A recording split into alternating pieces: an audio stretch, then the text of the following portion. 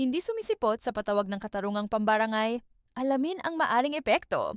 Ang hindi pagdalo sa patawag ng katarungang pambarangay law ay hindi basta balewalain.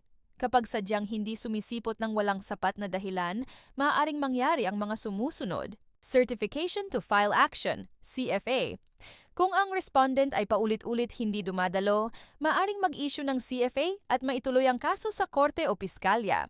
Pagsampa ng indirect contempt sa korte, maaaring maharap sa indirect contempt proceedings sa korte ang sinadyang hindi pagsipot sa patawag ng KP. At kung mapatunayang may contempt, maaaring magpataw ang hukuman ng multa o pagkakakulong ayon sa Rule 71.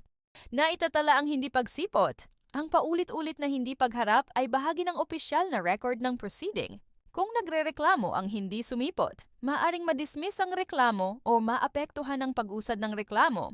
Tandaan, ang patawag ng barangay mediation ay bahagi ng legal process, hindi ito dapat binabaliwala. Makipagharap, makipag-ayos, sumunod sa proseso.